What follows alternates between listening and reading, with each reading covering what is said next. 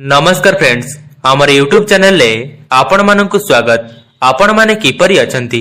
आशा करूछि आपण माने निश्चित भावरे भलरे थिबे। आजिर भिडियोटी बहुत ही सुंदर भिडियो अटे, जाकि आपणक भविष्यत सह जड़ित अछि।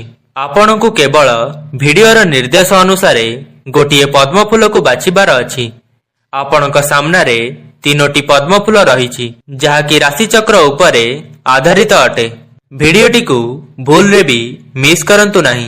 एही भिडियोटी को बहुत ध्यान सहकारे देखंतु ओ आपण एथि मध्यरु कोनोसी गोटिए संख्या को बाछंतु। देखंतु आपणक जीवन रे जहाँ भी किछि समस्या चालू अछि, आपण सेही भावना को नहीं जदि आपणकर स्वास्थ्य ठीक रहू नहीं, किंबा प्रेम जीवन हेउ किंबा अर्थजनित समस्या रहू अछि, आपणकर जो भी समस्या रहिछि ताको मनरे ध्यान करी कौनसी गोटिए संख्या को बाछंतु।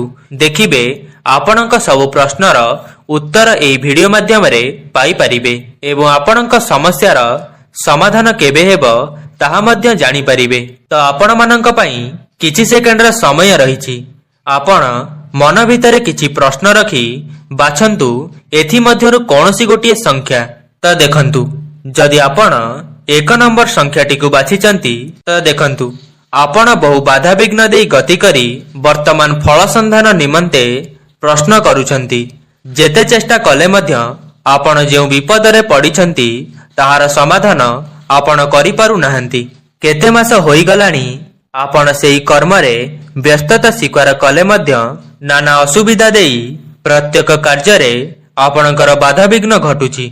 वर्तमानर दशा आपणकु निम्न मंद फल प्रदान करुछि।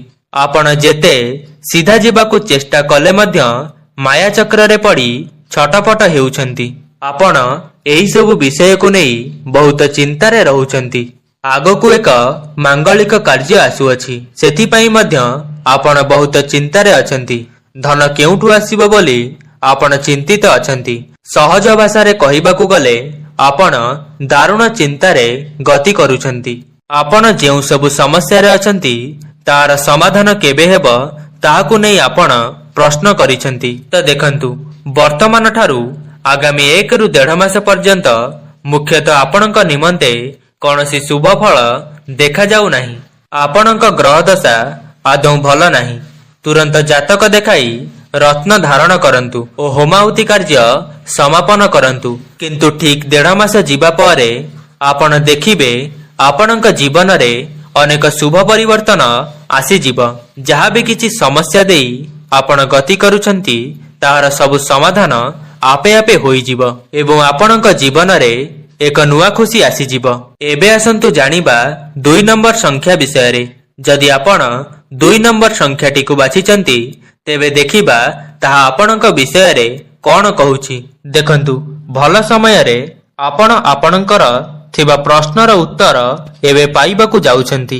आपणक 2 गोटी प्रश्नर उत्तर आमे देबाकु जाउछु। आपण चाहुथिबा विच्छेद जोग आपणक लागि शुभ हेबा नाही। वृत्ति क्षेत्र रे जेउ स्वल्प आय देखा देइछि ताहार उन्नति आगामी 7 मास मध्य रे हेबाकु अछि।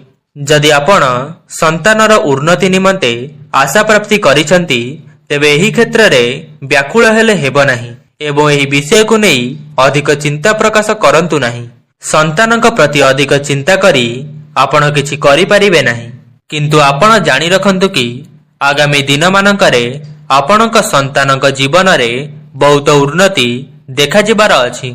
एबे आसंतु जानिबा 3 नंबर संख्या विषय रे कि जदि आपण 3 नंबर संख्याटी को बाछिचंती, तो जानि नियंतु आपणक भविष्यत कोन कहूछि। आपण बहु चिंता रे रही बहुत मूल्यवान समय नष्ट करि देउछंती। समस्त कार्य रे पराधीनता देखा देउछि। बहु यत्न पूर्वक कार्य करुथिबा बेले अजथा विपद रे पड़ी जाउछंती। पूर्वरु आपणकर जेउ भी सम्मान थिला आपण सेथिरु वंचित होई गलेनी। जाहाकु किछि आगरु आपण जीवन रे सुख बोली भाबुथिले ताहा एबे दुख रे परिणत हेबाकु जाउछि। अति निजर लोक माने आपणक ठारू दूरेई जाइछंती। आपण जाहाकु अधिक भल पाउथिले सिए मध्य आपणक पाखरे नाहंती। कौनसी एक व्यक्ति को नहीं आपण चिंता रे अछंती। तो एबे सेही विषय रे चिंता करिबा छाड़ी दियंतु। ଅତୀତ ସର୍ବଦା ପାଉଁଶ ସମାନ, ତାହାର କୌଣସି ଭବିଷ୍ୟତ ନଥାଏ। ବର୍ତ୍ତମାନକୁ ସର୍ବଦା ଧ୍ୟାନ ଦିଅନ୍ତୁ। ତେବେ ସେ ଯାହା ବି ହେଉ, ଏବେ ଧର୍ମବୃଦ୍ଧି ଘଟୁଛି। ବିଦ୍ୟା କ୍ଷେତ୍ରରେ ଆପଣ ଜୟଲାଭ କରିବେ। ପାରିବାରିକ କ୍ଷେତ୍ରରେ ଆଉ ବ୍ୟାଘାତ ସୃଷ୍ଟି ହେବ ନାହିଁ। ବର୍ତ୍ତମାନ ଆପଣ ଯେଉଁ ଚିନ୍ତାରେ ଅଛନ୍ତି ତାହା ଆଗାମୀ ଦିନମାନଙ୍କରେ ଅତି ସହଜରେ ସମାଧାନ ହୋଇଯିବ।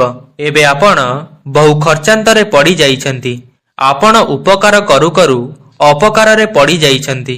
ଆପଣ ସତ୍ୟତାର ଆଶ୍ରୟ ନେଲେ, ହେଲେ ଗ୍ରହଦଶା ଆପଣଙ୍କୁ ମହାବିପଦରେ ପକାଇଦେଲା। କିନ୍ତୁ ଆପଣ ଆଉ ଚିନ୍ତା କରନ୍ତୁ ନାହିଁ। ଯାହା ବି କିଛି ଖରାପ ସମୟ ଥିଲା ତାହା ଏବେ ଶେଷ ହେବାକୁ ଯାଉଛି। ଆପଣଙ୍କ ଜୀବନରେ ଖୁସିର ଦିନ ଆସିବାକୁ ଯାଉଛି। ଧନର ଚିନ୍ତା ରହିବ ନାହିଁ। ପାରିବାରିକ ସୁଖ ସୌଭାଗ୍ୟ ଓ ଶୁଭଫଳ ପ୍ରାପ୍ତି ହେବ। ତ ଏହା ଥିଲା ପ୍ରଶ୍ନ ଭବିଷ୍ୟକୁ ନେଇ 3ଟି ସଂଖ୍ୟାର ଆଧାରରେ ଆପଣଙ୍କ ଭବିଷ୍ୟ। ତ ଏଥିରେ ଯାହା ବି ସବୁ କୁହାଯାଇଅଛି, ଯଦି ଆପଣଙ୍କ ମନକୁ ଛୁଇଁଛି ଏବଂ ଯଦି ଆପଣ ଏହି ଭିଡିଓଟିକୁ ଶେଷ ପର୍ଯ୍ୟନ୍ତ ଦେଖିଛନ୍ତି, ତ କମେଣ୍ଟ ବକ୍ସରେ ଆପଣଙ୍କ ପ୍ରିୟ ଭଗବାନଙ୍କ ନାମ ଅବଶ୍ୟ ଲେଖନ୍ତୁ।